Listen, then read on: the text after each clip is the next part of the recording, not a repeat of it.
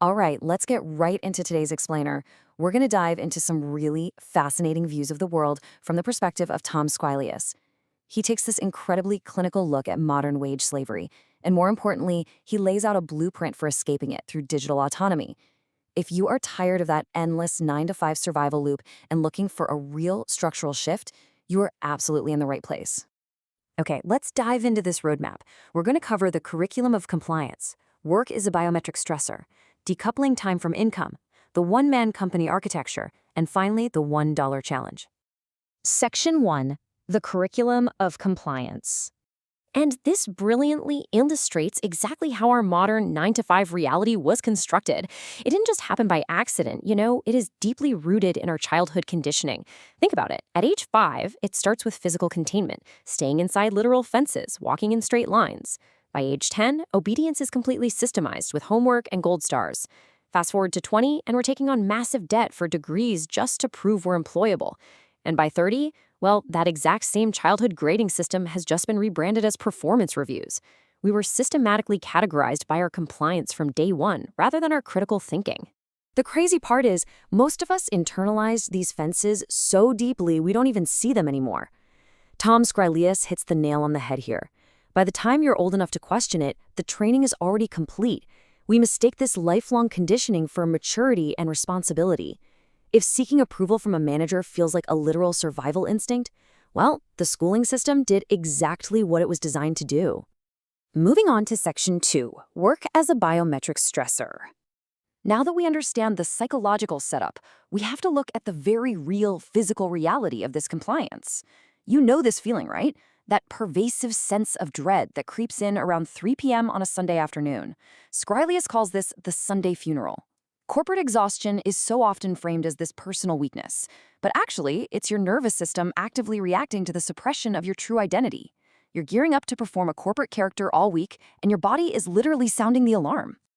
And this stress isn't just in your head, it's lethal. To put this into perspective, the World Health Organization estimates that overwork causes roughly 1 million deaths globally every single year. We are talking about severe conditions like heart attacks and strokes directly linked to working more than 55 hours a week. The system is extracting a massive physical toll. So the crucial point is this stark contrast between how human bodies actually evolved and what modern jobs demand. We evolved for physical movement, building tangible things, resting when we're biologically depleted. But the corporate structure? It demands sitting still for over 8 hours, endlessly moving abstract information around, and constantly reacting to artificial urgency. This complete mismatch perfectly explains why so many people feel this deep, soul-level exhaustion that a weekend of sleep simply cannot fix. So you really have to ask yourself, when you feel that tired, is it just burnout? Or is your body physically rejecting a system that's hollowing you out? Section 3, decoupling time from income. True liberation requires a massive shift away from the defensive labor mindset. That's where you're renting your finite time for a fixed salary, waiting for permission, and just hoping for security. But institutional loyalty is a complete illusion. I mean, just look at the recent 24,000 employee layoffs at Intel. The alternative here is an offensive ownership mindset. This requires focusing on building independent digital assets, creating real value, and actually controlling your own leverage. This is the absolute cheat code of digital autonomy. The traditional model relies entirely on linear income, trading 1 hour of your life for a fixed amount of dollars. But nonlinear leverage changes the math entirely. An hour spent building an asset you own, like a piece of software, a video, an ebook, can generate income for years to come. Your effort actually compounds over time, instead of resetting to zero every Monday morning. Section 4, the one-man company architecture. Now, what's really interesting about this architecture is how you actually build that leverage and escape wage slavery. It's the one-man company model. And this absolutely does not mean hiring a massive staff or renting office space. It's focused entirely on low-overhead, high-leverage digital inventory. We're talking evergreen YouTube content, digital courses, stock media, newsletters. These are assets that earn money while you sleep, completely removing the need to manage human employees. To make this work as just one person, you have to ruthlessly apply the Pareto principle. In the digital business space, Squilius outlines this as a 10-90 rule. A solopreneur must double down on the 10% of specific, highly leveraged efforts, like creating the actual core content or product that drive 90% of the financial results. The rest is literally just noise. And how do you handle all that noise? Well, artificial intelligence isn't a threat to your creativity, it's an indispensable co-pilot. It is a tool designed to protect your energy and time so you can stay locked in on that core 10%. AI acts as a massive force multiplier here. By utilizing tools for video editing automation, audio enhancement, and script formatting, you can cut the daily friction of content creation. It shifts the power dynamic entirely. One single person armed with AI can now produce the output of a small team without sacrificing their own energy or creative flow. And finally, Section 5, the $1 challenge. To ground all these lofty business concepts into a pragmatic, achievable reality that you can start today, you just need $1. Earning your very first dollar outside of a traditional paycheck carries profound psychological weight.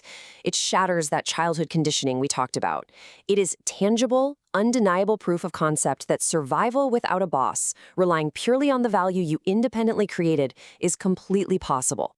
Let's move to and see how this builds. That single dollar represents crossing a massive threshold. You move from absolute dependency on a corporation to taking back your leverage. If you can make $1 while you sleep, the mechanism works. You just need to scale it. But listen, you don't jump ship blindly. Here is a super pragmatic, 3-step slow exit strategy. First, lower your survival threshold through minimalism. Stop buying things you don't need just to cope with a job you hate. Second, practice defensive investing to build an FU fund. And third, build parallel streams of income by dedicating just one focused hour a day. The goal is not to recklessly quit tomorrow. The goal is to let your current employer fund your steady transition to freedom. The cage you feel around you, the gate isn't locked. It never was. The modern wage structure relies entirely on your desperation and your trained belief in its authority. Once you realize the compliance is just a habit, you can stop building corporate digital pyramids and start constructing your own. This explainer isn't just about understanding the system. It's about giving you the intellectual tools to walk right out of it. The path to digital autonomy is open. So I'll leave you with this final provocative thought. What are you going to build during your first free hour tomorrow? Imagine for a second that you are, running on a treadmill. But here's the catch. You are not the one holding the control panel. Right. Someone else is standing there deciding the speed. Exactly. Deciding the incline, deciding when you get a water break, and ultimately, deciding when the session is over. You are doing literally all the sweating, all the physical labor, but the leverage, the actual control over the machine belongs entirely to someone else. Oh, the strangest part about that whole scenario is that you stepped onto that treadmill completely voluntarily. Yeah. You did it because you were convinced it was the absolute only way to move forward in life, right? Yeah. It's the ultimate illusion of progress. Because you feel the lactic acid building in your muscles. You feel the exhaustion, so you assume, I must be getting somewhere. Yes, you associate the pain with forward momentum. But if you were to actually step off and look around, you'd see the scenery never actually changes. You are just burning energy to stay exactly where you are. And that image, that deeply frustrating feeling of constant motion with zero actual autonomy, is what we are dismantling today in this deep dive. Because the modern 9-to-5 labor market is essentially a giant room filled with these treadmills. It really is. And we are going to look at a highly strategic blueprint for unplugging yours. We're drawing from a really fascinating stack of source material today. It's a collection of strategy documents, analytical essays, and video transcripts from a creator, analyst, and former corporate consultant named Tom Squillius. Yeah, he has dedicated a massive portion of his platform to dissecting what he calls the wage slavery complex, which is, it's a heavy term. It is, yeah. But he uses it very specifically, very clinically. He doesn't approach this from a place of just like emotional venting. He treats the modern labor market like a poorly designed operating system one that is highly exploitative by default, sure, but also one that can be hacked. Right, and he's outlined a step-by-step architecture for this hack, which he calls the one-man company strategy. And I want to be super clear right up front for anyone listening to this deep dive. This isn't your standard hollow motivational speech. We aren't going to sit here and tell you to dramatically flip your boss's desk, quit your job tomorrow, and follow your passion to a beach in Bali. No, Skrylus is incredibly pragmatic. We are going to explore how you systematically transition your entire psychological framework, moving from being a piece of defensive labor to an offensive owner. We are looking at the mechanics of digital leverage, how to actually use artificial intelligence as a synthetic workforce rather than fearing it, and a deeply psychological proof of concept he calls the $1 challenge. The overarching mission of all of this is learning how to decouple your time from your income.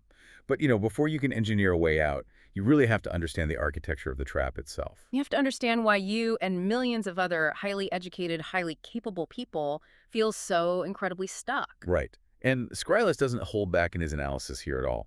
He compares the current socioeconomic reality directly to a real-world version of the television show Squid Game. Which immediately caught my attention in the reading, because when people talk about Squid Game, the focus is almost always on the dystopian physical violence, right? The shock value. Yeah, the gore. Exactly. But Skrylus focuses entirely on the underlying economics of the show, which, when you think about it, is actually far more disturbing than the violence itself. Oh, totally. The horror of Squid Game isn't really the physical danger. It's the realization that the game doesn't actually need to use external force to keep the players in line. The players aren't prisoners. They aren't chained to their beds in the dormitory. Right. If you remember the plot of the first season, after that initial horrific first round, the players are actually given a choice. They hold a democratic vote. Yes, they hold a vote, they choose to terminate the game, and they are sent back to their regular lives in the outside world. But then, almost every single one of them voluntarily returns to the lethal game. Which is insane. Why? Because they quickly realize that the outside world, their actual reality, was fundamentally worse than a death game. The game is sustained through the weaponization of debt, relentless competition, and utter socioeconomic exhaustion. Wow, yeah. The players voluntarily subject themselves to a rigged lethal system because their alternative, trying to survive in the real world without any financial leverage, just drowning in obligations, is made to feel completely impossible. And Skrylus argues that the modern 9-to-5 labor market operates on this exact same psychological framework. I mean, nobody is forcing you to set your alarm for 6 a.m. on a Monday morning. Nobody is physically marching you to your cubicle or forcing you to sit in 2 hours of gridlock traffic. You do it because the alternative feels like stepping off a cliff. Debt keeps you obligated. Right. Your rent or your mortgage keeps you scheduled. The fear of losing your employer-sponsored health insurance keeps you compliant. You show up, you perform the required tasks, you compete against the person sitting in the next cubicle for a marginal bonus, and you just accept the terms of the game. You do all of this because the fear of total financial collapse if you step off that treadmill is paralyzing. The system doesn't need physical walls. It needs you to police yourself through economic anxiety. And it pairs that anxiety with a very specific perpetual reward dangled right over your head. The sources highlight a vivid symbolic image from the show: the giant glass piggy bank suspended high above the players in the dormitory. Oh, that is such a powerful image. Yeah. Every time a player is eliminated, stacks of cash fall into the glass pig. It's glowing, it's beautiful, it represents total salvation, and the players spend their entire waking lives staring up at it. And Skrylus points out that the modern worker does the exact same thing, just with different imagery. Our glass piggy bank is the 3% annual cost of living raise. It's the title promotion from junior manager to regional manager. Right, or it's the promise of a paid-off mortgage 30 years in the future. Exactly. It's the idea of a golden retirement at 65, which, by the way, the system keeps quietly pushing back to 67 or 70. It is a fundamentally moving finish line. The entire structure of the promise requires your continuous labor. You are told that if you just put in the hours, if you just sacrifice your weekends this quarter, if you give the system your absolute best energy, eventually things will ease up. You will reach the glass piggy bank. But you rarely do, because the system is perfectly designed to inflate your lifestyle and your obligations alongside your income. It is a perfectly closed loop of extraction. Which forces a really uncomfortable question. I mean, if the system is a closed loop, if it is this rigged, how did an entire society of intelligent people agree to play? Why do we fiercely defend a track that exhausts us? Yeah, well, we defend it because the training started long before our critical thinking skills were fully developed. Ah, childhood. Exactly. Skrylus dives deep into what educational sociologists often call the hidden curriculum of childhood schooling. We tend to view primary school as an objective place where we learn neutral facts. We learn geometry, we learn the dates of historical battles, we learn to read. But the actual curriculum, the structural behavioral training underneath the subjects, is almost entirely about teaching compliance to authority. He illustrates this with a really striking personal anecdote in the sources. He talks about being a kid and being forced to memorize all the capital cities of African countries for a geography exam. I remember doing something exactly like that. Right. We all did. He spent hours and hours drilling these arbitrary names into his short-term memory. He took the test, got an A, and then promptly forgot them, never using that information a single time in his adult life. But the real lesson of that exam had absolutely nothing to do with geography. The real lesson was neurological conditioning, right? You must do exactly what the authority figure tells you to do without ever questioning its utility, even if the task feels completely pointless. Think about how the physical environment of a school is structured to reinforce that. You are told exactly when to sit, you are told when to stand, you are told when you are allowed to speak, and when you are permitted to eat. You even have to ask an authority figure for permission to use the bathroom. Exactly. Mm.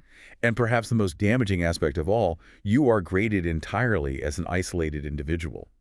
The system meticulously ranks you against your peers on a bell curve. Wow, yeah.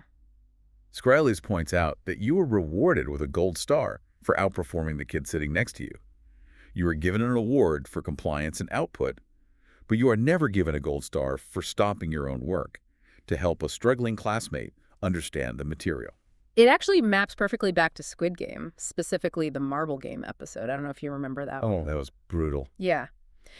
In the show, the players are told to pair up with their best friends, assuming they're going to cooperate to win a game against the guards. But the horrific twist is that they actually have to play against their chosen friend, and only one of them can survive. It's devastating.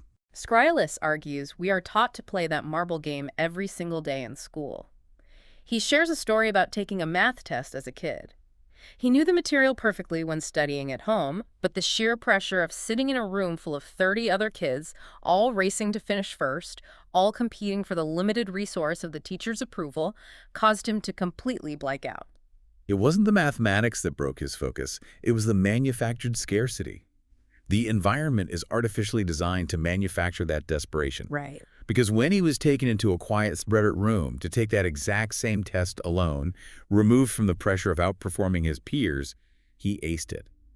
This hidden curriculum teaches us to view our peers not as collaborators, but as direct threats to our own survival and success. It trains us to withhold help. And this translates directly to the corporate environment. Skrylus notes that people who are busy competing against each other for a single promotion in the next cubicle are not going to organize together. No, they're not going to look up at the executive suite and ask, wait, who actually designed this track we are running on and why are we running it? They are completely consumed by the race itself. And that constant low-level hum of competition and compliance takes a massive physical toll. This is where Skrylus' analysis gets really profound, specifically regarding the concept of burnout. Because in modern corporate culture, if you burn out, it is almost universally framed as a personal individual failure. The messaging is that you just couldn't handle the pressure. You lack resilience. Right. The solution offered is always placed back on your shoulders. You need to download a mindfulness app, or you need to practice better time management, or do some yoga on the weekend so you can return to the office on Monday ready to grind again. It is the ultimate gaslighting. The system individualizes a deeply structural problem. But Skrylus views burnout through a completely different biological lens. He frames it as a biometric stressor. A biometric stressor. That's a fascinating term. He argues that burnout is absolutely not a failure of your work ethic or your character. It is, in fact, a healthy biological rejection of a highly toxic environment.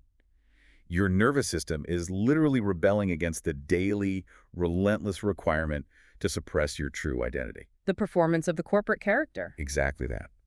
Consider the sheer volume of emotional labor required just to survive in a modern corporate office. You have to feign enthusiasm about quarterly earnings reports that will not increase your paycheck. You have to smile politely through hours of pointless meetings. You have to communicate in this sanitized corporate jargon, circling back, synergizing, aligning our bandwidth that feels entirely unnatural to human speech. I hate that jargon so much. We all do. Because you are fundamentally required to suppress your actual thoughts, your actual frustrations, and perform a highly sanitized, compliant version of yourself for 8 to 10 hours a day. And Scrilius points out that for introverts, or anyone who values authenticity, this is neurologically devastating because it requires a constant draining performance of extroversion and fake positivity. He gets very personal about this in the sources. He talks about how his own body started keeping a physical score of this performance. Long before his conscious mind was willing to admit he hated his career, he was dealing with severe, unexplainable stomach knots and massive spikes in blood pressure. Wow. He mentions his wife, who works in the highly demanding field of social work, suffering from chronic, agonizing neck tension that she tries to painfully roll out on a rubber massage ball every single night. The body registers the threat of this continuous, unnatural performance way before the mind allows you to process it. Because the mind is a master of rationalization. The mind will say, look, I have a mortgage, I have car payments, I have a family to feed, everyone hates their job. This is just the reality of being a responsible adult. But your enteric nervous system, the neurons in your gut, doesn't understand what a mortgage is. It has no concept of a car payment. It just knows that you are living in a state of constant low-grade threat in direct opposition to your own nature. The chronic stress, the Sunday night dread where your chest tightens at 5:00 p.m., the bone-deep physical exhaustion that sleep doesn't fix, that is your body screaming that the environment is fundamentally misaligned with your humanity. But that puts us in a really strange, precarious position. Okay, let's unpack this. Because if the system is this deeply rigged, if the 9 to 5 is essentially a biometric torture chamber designed to extract our best energy while throwing us into a perpetual debt-fueled Squid Game, it feels like the natural reaction is to just burn the boats. Sure. You read this analysis and you want to quit society, move to a cabin in the woods, and live completely off the grid. So if dropping out makes you vulnerable and staying in burns you out, what is the third option here? If we're talking about shifting the leverage, how do you do that without just becoming destitute? That urge to flee into the woods is the natural reactive pendulum swing when you first wake up to the extent of the conditioning. But Scrilius is adamant dropping out is not a viable strategy. It's not. No. Living on the economic margins doesn't give you power. It just makes you incredibly vulnerable to the whims of the system. The hack isn't leaving the system entirely. The hack is stopping the system from making your decisions for you. Which requires breaking the fundamental equation of how we interact with work. Precisely. You have to undergo a radical shift in how you relate to your own labor.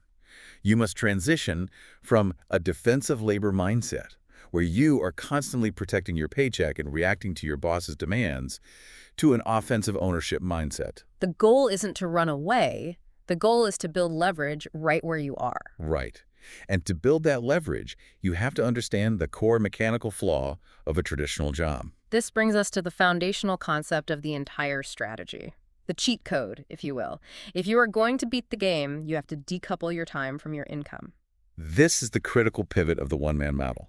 In a traditional 9 to 5 job, your income is strictly linear. You are trading a unit of time for a unit of money. 1 hour of your life equals 1 hour's worth of payout. It doesn't matter if you are the most brilliant, efficient, world-changing worker in the building. The structure has a built-in hard ceiling. If you figure out a way to do your job 10 times faster and 10 times better than your colleague, human resources is not going to pay you 10 times the salary. The leverage is entirely, 100%, in the hands of the employer. I found the real estate metaphor in my own notes really helpful for visualizing this. Working for a salary is essentially renting an apartment.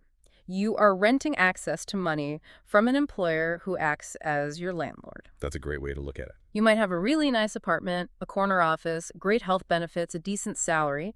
You might get a good view, but at the end of the day, your name is not on the deed. You don't own the property. No. The moment you stop paying the rent, which in this case means the moment you stop giving them your time and energy, you are evicted. You are out on the street. The landlord, the employer, is the one building equity over time. You just get a place to sleep for the month. That analogy perfectly captures the dynamic of surplus value. The employer is capturing the surplus value of your labor. Hmm. You do the work, you generate $100 of value, you get paid $20 as a fixed percentage, and the company keeps the $80 to build their own equity. Right. Squirrellis talks about having a profound realization of this glitch in the matrix while he was working as a high-level corporate consultant. He would go into these massive multinational companies, analyze their workflows, solve a critical problem, and automate a system that made the company vastly more efficient. Okay. The company would save tens of thousands of man-hours and make millions of dollars in continuous profit from the system he built.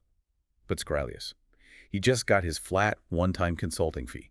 He realized that as long as he was positioned as the labor, someone else was always going to own the long-term yield of what he built. So the mental shift is moving from renting to owning, from being the laborer laying the bricks to being the architect who owns the building. Yeah. This is the shift to nonlinear returns. Decoupling time from income means you refuse to trade hours for dollars anymore. Instead, you spend your hours building inventory. You start creating assets that belong exclusively to you. And in our modern, hyper-connected era, the most accessible, low-barrier form of this is digital asset creation. The sources outline a massive variety of examples here, proving that this isn't limited to just one specific skill set.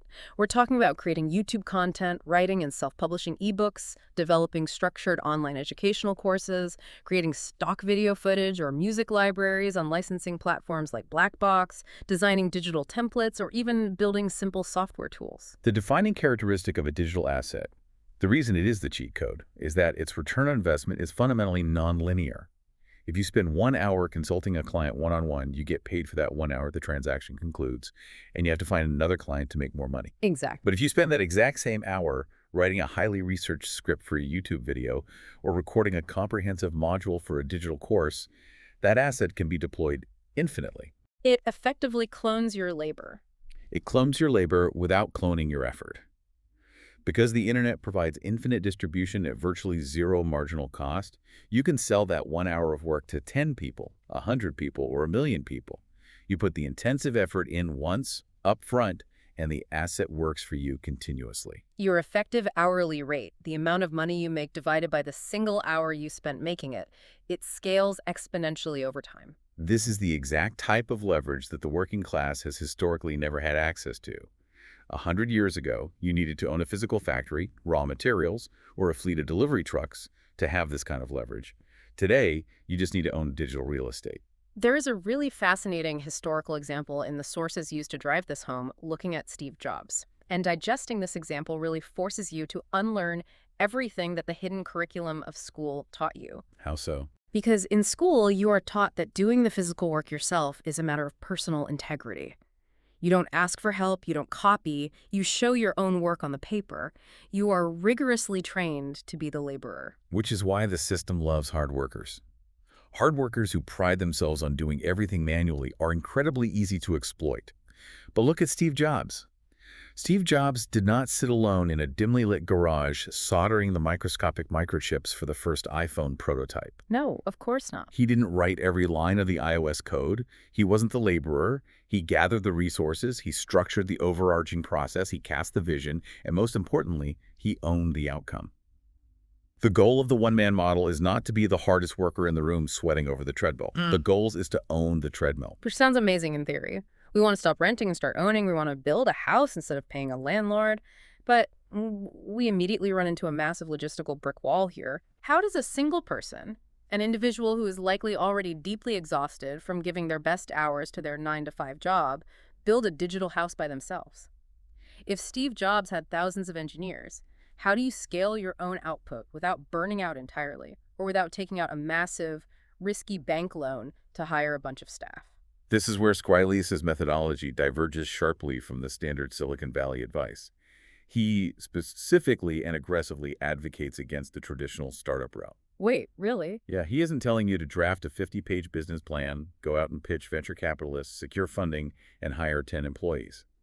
In fact, he is philosophically opposed to the idea of getting rich by leveraging the physical labor of other people. If you do that, you just become the corporate landlord you were trying to escape. Right. His architecture is strictly the one-man company. It is designed from the ground up to be a high-leverage, virtually zero-overhead solo operation. And the secret mechanism that allows a one-man company to generate the output equivalent of a full team lies in the rigorous, almost ruthless application of the Pareto principle. Most people know this as the 80-20 rule, the idea that 80% of your results come from 20% of your efforts. But in the highly leveraged digital space, Scarlius argues it's actually much more extreme. It is closer to a 10-90 rule.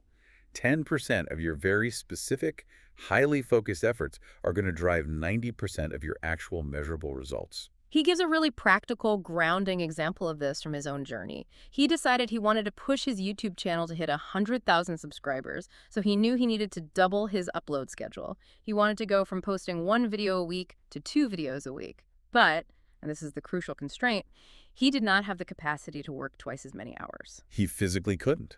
He was still working his demanding day job as a consultant. He had to figure out where his leverage actually existed within the video creation process. Okay, so what did he do? He took a hard look at his workflow and realized that spending 10 hours meticulously editing a video, adding fancy cinematic transitions, color grading B-roll footage, and tweaking audio levels didn't actually move the needle on his views. Wow, really? What drove the views, what actually resonated with the audience and caused them to subscribe, was the core idea. It was the script.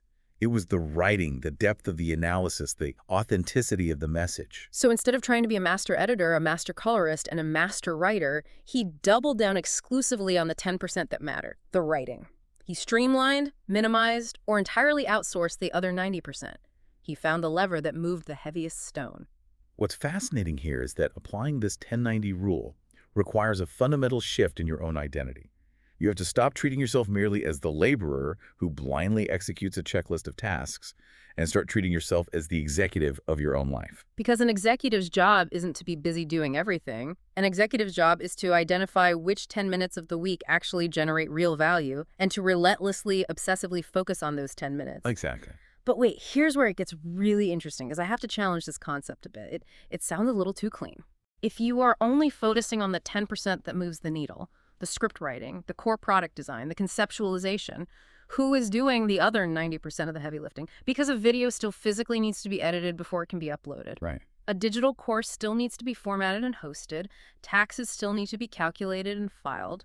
If you aren't hiring employees because you want to avoid overhead, and you aren't doing it all yourself because you want to avoid burnout, how is the actual mundane work getting done? Are we just ignoring 90% of a business? We aren't ignoring it. We are delegating it to software. This is the exact moment in technological history where the one-man company becomes truly viable at a massive scale. The answer to who is doing the other 90% of the heavy lifting is artificial intelligence. Wow, okay. AI is the ultimate indispensable co-pilot for the solo operator. And this requires a huge paradigm shift in how we view the technology itself. Because the way a massive corporation looks at AI is entirely fundamentally different from how a solo creator looks at it. We are conditioned by the news to fear it. With good reason, if you are an employee. Yeah. If you look at how multinational corporations are currently deploying AI, it is largely antagonistic to the human worker. They are using AI-driven software to track employee keystrokes, monitor active screen time down to the second, algorithmically increase productivity quotas, and ultimately to justify mass layoffs. They're using AI as a tool of surveillance and extraction, trying to squeeze even more surplus value out of a shrinking, terrified workforce. I mean, the sources explicitly mention the massive 2025 Intel layoffs as a prime example, where 24,000 people were let go. Corporations see AI as a highly efficient way to turn human beings into deletable line items on an expense spreadsheet. But for the independent creator, for the one-man company, AI is the great equalizer. It is the ultimate team member that doesn't require a salary, doesn't need health insurance, doesn't complain about long hours, and works at the speed of thought.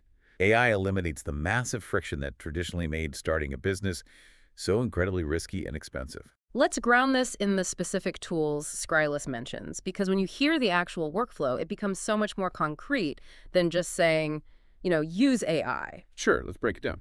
He uses a program called TimeBolt for his automated video editing. Instead of spending 5 hours manually scrubbing through a timeline, cutting out every breath, every dead air pause, and every mistake, The software analyzes the audio waveform and does it instantly, in seconds. That's huge. He uses Adobe Podcast for audio enhancement, which takes a recording from a basic, cheap microphone in an untreated room and uses AI to make it sound like it was recorded in $1 million professional studio. And of course, he leans incredibly heavily on ChatGPT. And he uses ChatGPT not just for the obvious things like creative brainstorming or structuring his scripts. He uses it for the administrative burdens that typically kill a creator's momentum. He mentions using it to figure out his complex accounting and generate tax reports for the Swedish tax agency. The administrative overhead that historically would have required hiring a part-time bookkeeper or an expensive accountant can now be managed by an AI assistant in a fraction of the time for $20 a month. There's a quote from his strategy documents that feels like the thesis statement for this entire technological shift. AI won't replace humans, but humans who use AI will replace those who do not. That is the ultimate adaptability mandate for the modern era. The entire architecture of the one-man model relies on preserving your complete creative and operational control while keeping your financial overhead as close to absolute zero as possible. AI is the bridge that allows you to maintain that tiny, low-risk surface area while simultaneously projecting the massive output of a 10-person company. So if we pull back and look at the map we've built so far, we have the theory. We clearly understand the mechanical flaw of linear income and renting our time. We know we need to build digital assets to create nonlinear returns. We know we need to focus on our 10% leverage point, and we know we can use AI to handle the friction of the other 90%. Right. Having the theoretical tools is amazing, but actually sitting down at a blank screen to begin, that is terrifying because our brains have been conditioned for decades through that hidden curriculum to believe that this kind of autonomy won't actually work for us. That psychological barrier is, without question, the single biggest hurdle to escaping wage slavery. Society has deeply programmed most people to believe that passive income is inherently a scam, or that starting any kind of business requires a massive bank loan, a 10-year timeline of agonizing suffering, and a rare stroke of genius. People fiercely defend their wage cage because they genuinely deeply believe that the door is locked from the outside. So how do you actually prove to your own conditioned, skeptical brain that the door is unlocked? How do you break the illusion? Yeah, how? You have to generate undeniable physical proof. You need a data point that contradicts your conditioning. And Scrilius advocates for a method that is brilliant in its absolute simplicity. He calls it the $1 challenge. I found his personal story about this so deeply relatable. It wasn't some grand cinematic moment of triumph. Scrilius talks about the very first time he made money entirely outside of a corporate paycheck. He didn't have a massive product launch. He didn't sell a $1,000 course. Yeah, it was much simpler. He simply put an Amazon affiliate link for a book in the description of one of his very early low-view YouTube videos. Someone, somewhere in the world, clicked that link, bought the book, and Scrilius earned a commission of exactly $1. And his reaction is what is so telling. If we connect this to the bigger picture, he was absolutely ecstatic. He ran and told his friends about it. And they, operating from within the traditional labor mindset, mostly mocked him. They were entirely dismissive. Exactly. They were like, it's only $1, dude. You can't even buy a cup of coffee with that. But they missed the point entirely. The monetary amount is completely irrelevant. Wait, I can hear a skeptical listener right now saying exactly what his friend said. I mean, making $1 from an affiliate link is a fun novelty. But how does that actually compete with an $80 case salary with dental benefits? It feels a bit like comparing a paper airplane to a Boeing 747. It's not about the financial equivalence. It's about the psychological paradigm shift. Earning that single dollar completely shatters the monopoly the system holds over your mind.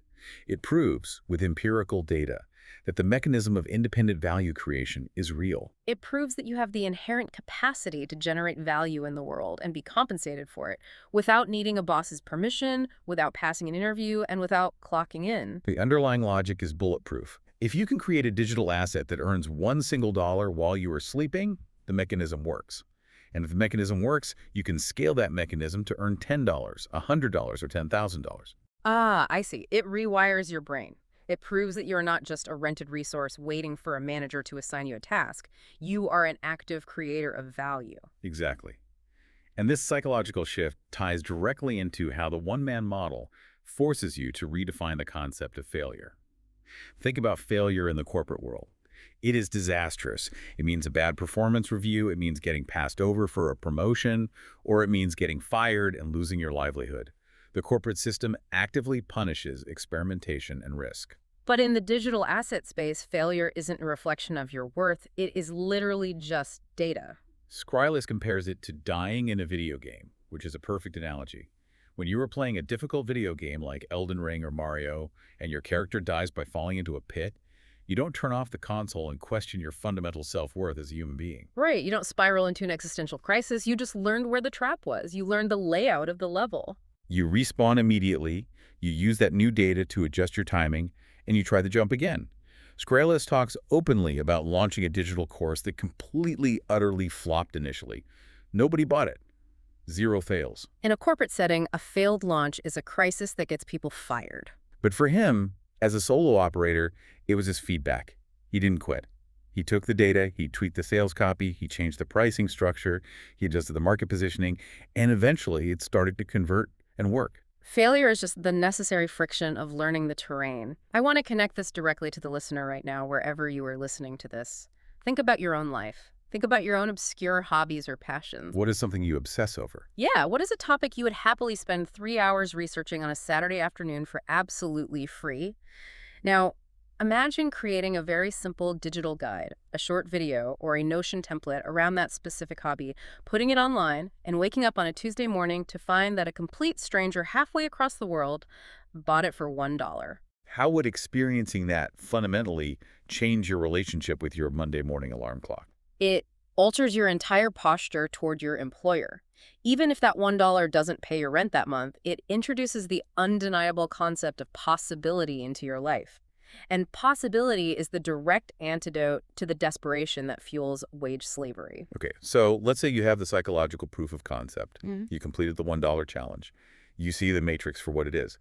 The immediate danger now is the overwhelming urge to sprint into your boss's office, flip over their desk, and quit in a blaze of glory. Which is the absolute worst thing you could possibly do, and Skrylus explicitly warns against this. Right. This is where we get into the practical, tactical execution. Yeah. This is strategic decoupling and the slow exit.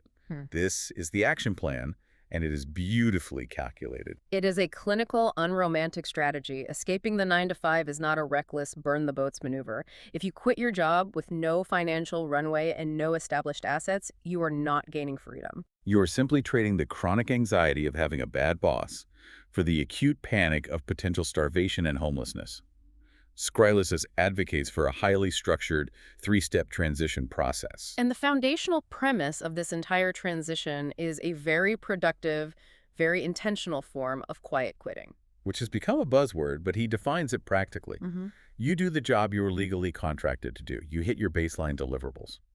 But you absolutely stop volunteering your best, most creative energy for a system that will never return it to you in equity. You stop performing the excess emotional labor. You stop answering non-urgent emails at 9:00 p.m. on a Friday. You stop striving for the gold stars and the arbitrary pats on the back from management. You conceptually reframe your relationship with your day job. You start treating your employer strictly as an angel investor who is unknowingly funding your transition. The steady paycheck stabilizes your baseline survival while you quietly build your escape pod in the background. So, step 1 of this action plan, lower the survival threshold. This is where Skrylus brings in the concept of minimalism, but he frames it entirely differently than the mainstream. He doesn't frame minimalism as an aesthetic choice of having a white living room with one chair. He frames it as an economic weapon, because the system intentionally traps you by inflating your lifestyle.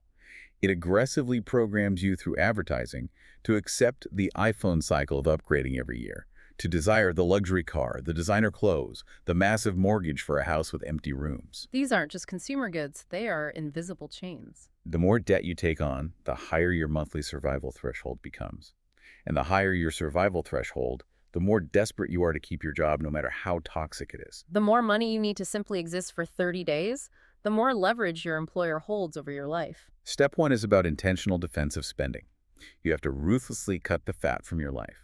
You have to reject the status symbols that you're likely only buying to impress coworkers you don't even genuinely like. By lowering your monthly overhead, you automatically, instantly buy yourself leverage. If you only need $2,000 a month to survive instead of $5,000, your timeline to freedom more than cuts in half. Yeah. Less financial dependency equals more psychological freedom instantly. That perfectly sets up step 2. Build parallel streams. This is the actual physical construction of the digital assets we've been talking about. And the golden rule here is consistency over intensity. He calls it the 1-hour rule. We all have the built-in excuse that we are too tired after work to start a business. And it's true, the system is actively designed to exhaust you so you don't have the energy to rebel. But Squarius hits you with a harsh reality check. You absolutely do have 1 hour a day. Even if it requires taking a 30-minute power nap, the second you get home from the office to reset your brain, you can find 60 minutes. Most of us spend 60 minutes just doom scrolling on our phones while lying on the couch anyway. Exactly. You just redirected that existing time. 1 hour a day of focused, protected, uninterrupted creation. You close the door, you turn off the notifications, and you build. Over the course of a single year, that is 365 hours invested directly into an asset that you own. The consistency is the entire engine of the one-man model. You aren't trying to build Rome in a weekend. You are slowly, methodically converting your time into permanent inventory. And finally, we reach step 3. Invest defensively. This is where the financial mechanics really lock the door behind you so you never have to go back. You take the surplus income, the money you saved by not buying the new car in step 1, combined with the new money generated by your digital assets in step 2, and you weaponize it. First, you build what is colloquially known as the FU fund. This is a highly liquid cash reserve that covers several months, ideally a year, of your newly lowered living expenses. This is not an investment fund. This is pure psychological armor. When you have an FU fund sitting in the bank, you can sit in a performance review, look a toxic manager directly in the eye, and know with absolute certainty that you could walk away tomorrow and be perfectly fine. Your entire physiological demeanor changes. You are no longer a hostage to fear. And then, once that armor is in place, you deploy what Squarius calls the bomb carpets. I love this terminology. It's an aggressive term for a very passive strategy. It refers to a method of investing in reliable dividend-paying stocks or broad index funds. Yeah. You take your surplus capital and you buy financial assets that yield a regular, reliable cash payout without you doing anything. It's a slow, unsexy, long-term game of compound interest. But over time, it creates a concrete floor of passive income underneath your life. Between the active revenue of your digital assets and the passive dividend yields of your investments, you are building a dual-engine machine that slowly, inevitably replaces your corporate salary. It's so important to reiterate that this is not about getting rich quick. It's about getting free permanently. It's about engineering a life where you cannot be coerced. And that leads to the ultimate philosophical conclusion of Squarius's entire framework. The end goal of all of this effort, the minimalism, the daily hour of digital asset creation, the defensive investments, is not the complete absence of work. The goal is the presence of choice. Yes. Because true success isn't just sitting on a beach doing absolutely nothing for 40 years. That sounds like a different kind of prison. True success is waking up on a Tuesday morning without an alarm clock jarring you out of sleep, looking at the day ahead of you, and choosing to engage in work because it intellectually stimulates you, because it adds real value to the world, and most importantly, because you genuinely want to. Not because you have to in order to afford groceries. The wage slave works out of biological necessity. The autonomous individual works out of self-actualized choice. That brings us to the core thesis of this entire journey. If you take away anything from this deep dive, let it know this.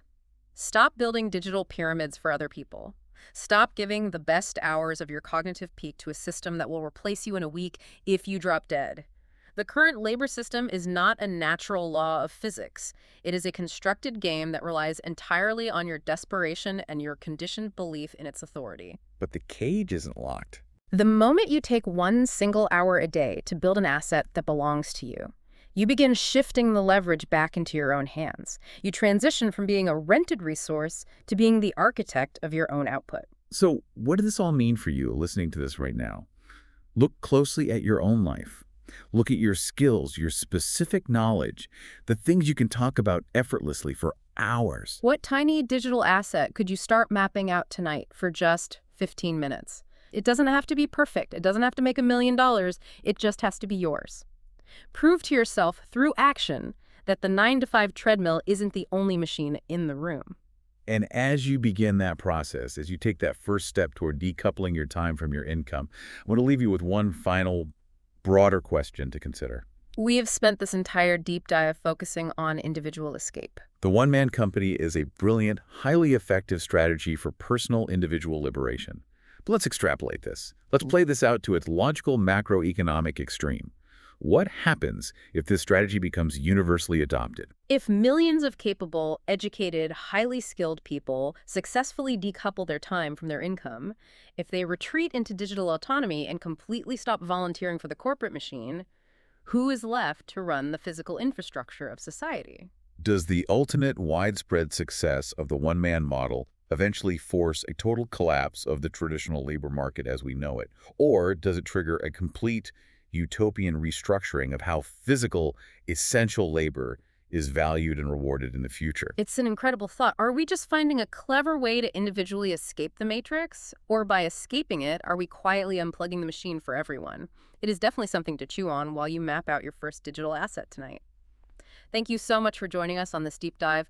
We hope this analysis gave you the blueprint you need to take that first critical step toward real autonomy. We'll see you next time.